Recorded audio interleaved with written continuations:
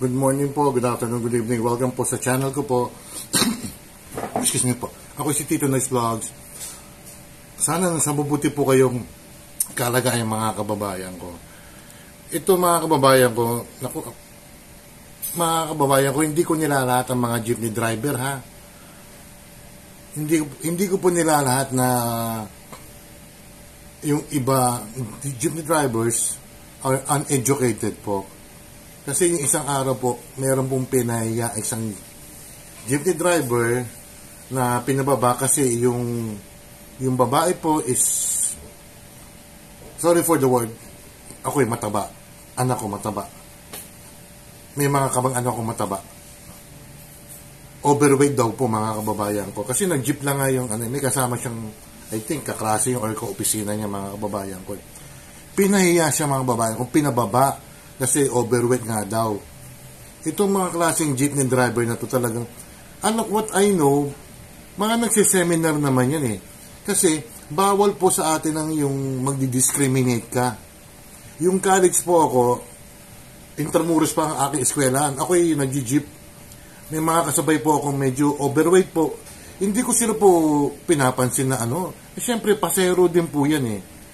O, igagalang po natin kung ano man mga timbang nila or payat sila mga kababayan ko.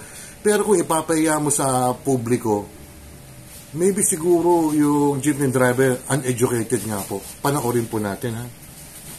Pwedeng matanggalan ng prangkisa ang jeepney driver na namahiyaraw at nagpapaba ng isang pasero dahil daw sa kanyang timbang.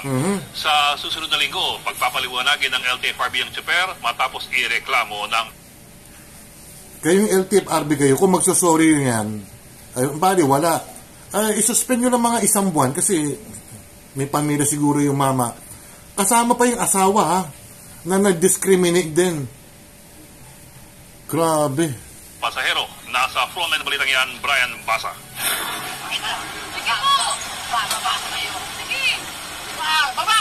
Maninigaw ang inabot ng pasahero si Joy Gutierrez mula sa kapal jeepner na ng ito Biyernes ng gabi nang sumakay inamin siya mo. at ang kanyang katrabaho Hindi mo sa po jeep yun, na ruta tang inamin Baclaran mo. Sukat sa Paranaque. Nung una, tuwang-tuwa pa si Joy sa kakaibang disenyo ng jeep pero nang makasakay na, pagtataboy raw ang isukli sa kanya ng driver at ng asawa nito. Ang dahilan, mataba raw si Joy. Nung una, akala raw ni Joy na nagbibiro lang ang driver.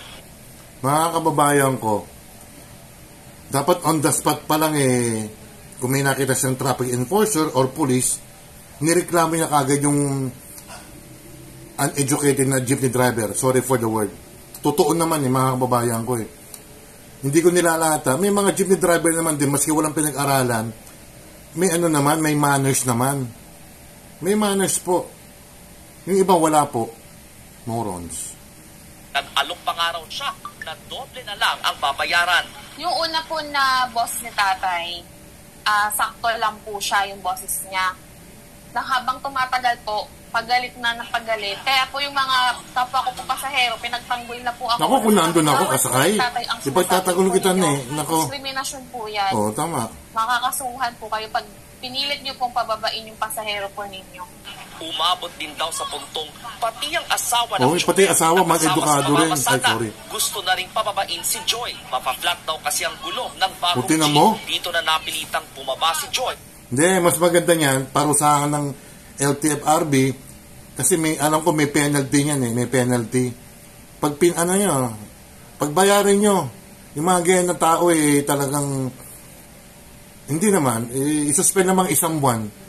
Siyempre, kumakain din ng pamilya niyan Pero yung jeepney driver tsaka yung asawa niya, sorry to say, primitive and morons. At iwan ang kasama, bagamat aminadong hirap si Joy na magpapayat dahil sa polycystic ovary syndrome o PCOS. Hindi raw dahilan yon para apihin ang sinuman batay sa pangangatawan. Mga ganyan. Ang laki ng respeto ko sa mga matatandang jeepney driver. Nung nagkaroon nga po ng issue regarding sa jeepney. In fairness naman sa mga jeepney driver kasi naman, di ba ang jeep may waluhan, may shaman. Minsan kasi mga kababayan ko, syempre, kailangan ng pera ng mga jeepney driver. Yung siyam talagang pwedeng umupo lang doon sa kaliwat kanan. Ginagawa nilang 10. Alam niyo ba, sumasakit din na po ako ng jeep, kami ni Mrs. dyan sa may SM Shumart. Waluhan lang po ang jeep ha, yung kaliwat kanan, may konting puwang, ibig sabihin, pwedeng sumakay na yung mga pasahero ron. Yung ibang mga jeepney driver, mga, sorry for the word again, ganid. Yung iba, patas. Para balanse mga babayan ko. May exception naman lahat yan eh. May ibang jeepney driver talaga talagang yung hindi ginagamit ang utak. Pera, alam ko, pera ang kailangan natin. Siyempre, maghahanap buhay yung jeepney driver. Pero, maging komportable naman yung mga ibang pasahero dapat. Waluhan, gagawin mong shaman. Tapos, ang upuan, gato na lang kanipis, mga 7 to 8 inches na lang. Ang lubot natin, ang puwet natin, siyempre, medyo malaki, di ba? Wala. Ay, nako, ewan ko sa mga ibang tao dyan. Face out. Sa po sa mga nalungkot. Kasi, paano po yung mga matatanda po nating mga kapatid? Face out na nga yan. Sige, ako nagtatangli mga jeepney driver din eh. Tapos ganyan sila. Sana po, ingatan po nila yung kung ano man po yung nagbumubuhay po sa kanila sa araw-araw. Kasi, nakakaba ko sa babae, mga ganyan. Hindi po yan. Ako pag may inaapit, talagang inaano ko, mas hindi ko kilala, pagtatanggol ko yan. Ireklamo ni Joy ng unjust vexation ang tsuper. Wala. Laming babayad dyan eh. Sa Land Transportation Franchising and Regulatory Board para pagpaliwanagin ng Joy tungkol sa insidente. Sa susunod na linggo raw ito nakatakdang dinggin ng LTFRB. Sabi ng ahensya, malinaw na diskriminasyon ang Sabi, siyempre, iiyak yung asawa, yung babae, tsaka yung lalaki na driver. Sorry po, di namin po uulitin po. Aboy ng tsuper kay Joy. General rule, bawal pong tumanggi sa pasahero. Ay, bumalik si Pialago. Prangkisa, ang pribilehyo yan bumalik si Celine. At kaakibat po ng kanilang responsibilidad ay ang pagbibigay ng safety, comfort sa mga pasahero natin. Kinukumpirma ngayon ng LTFRB hindi ito ang unang beses na nadawit sa insidente ng tsuper. Simula ito po wala na. I-cancel na lisensya niyan.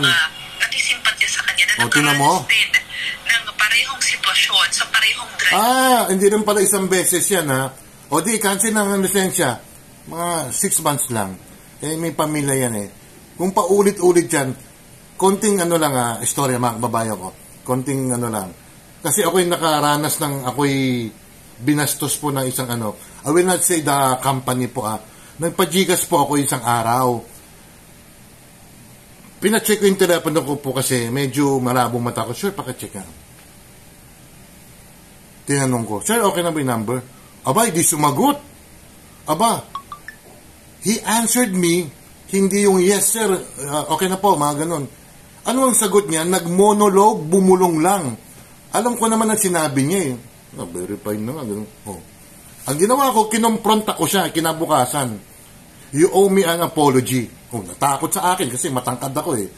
Sabi ko, pag mga ganyan, pag magtatanong ang customer, sagutin nyo. Ano siya? Hindi na ako rin siguro, pero bumalik din ako, nagpa-cash in ako eh. Next time, yung mga tsuper o yung mga ibang mga nagsiservice dyan, huwag kayong bastos, maging magalang naman kayo sa pasero at mga customer nyo. 5,000 hanggang 15,000 walang pera yan, jeepney driver na yan. Sino mang mapatutunay sorry, magsakay ng pasahero. Hindi lang pala isang beses ang lukulukong yun eh. Ano na yan? Nagbabalita mula sa frontline. Bastos pala eh. Manong, hindi pala isang beses ang ginawa mo eh. I-cancel na yan. 6 months lang. O 3 months kasi walang kakainin ng pamilya mo eh. Kayo lesson na yan sa mga ibang jeepney driver na baka maka-encounter kayo ng ganyan, igagalang nyo yung mga matataba nababae naman ng yan eh, ng pasayan, di ba? Tapos sasabihin nyo na buwaba ka, mabigat ka, mataba ka, baka maplat ang magmumulta kayo niyan. Sana kung milyonaryo kayo. Driver nga. Sorry mga kababayan ko. Para doon sa Ale, eto sa'yo, mabuhay ka.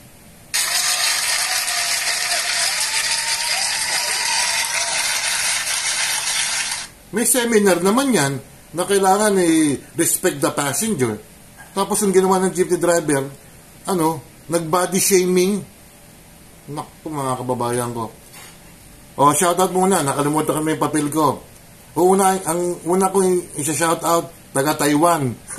Si Lisel. Taga Caloocan. Taga Quezon City. Taga Marikina. Taga Makati. Taga Pasay. Taga Laguna. Taga Hong Kong. Taga Amerika. Taga Estados Unidos. Taga Middle East. Taga Australia. Africa. Singapore. O, sino pa ba dyan? O, sa Planet Mars na rin. Binabati ko kayo. Ayan, Lisel, Taiwan ka. Caloocan, meron na. Sino pa ba? Hong Kong. Quezon. O, buong Pilipinas na lang, tsaka buong mundo. Shoutout sa mga kababayan ko. Panawagan sa mga jeepney drivers or taxi driver, mga kababayan ko. Nakwento ko ba sa inyo yung sumakay kami ng Uber, ng mga anak ko? Past years, siguro 6 years ago, 7 years ago. Malalaki anak ko. Yung isa 5'11", yung isa 5'10", ako 5'9". Hindi kasama yung isang anak ko. May pumasok ata ng school nun.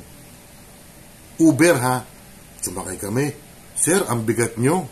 Hindi ko pinansin muna. Aba, pangalawa, sinabi, sir, ang bigat nyo talaga.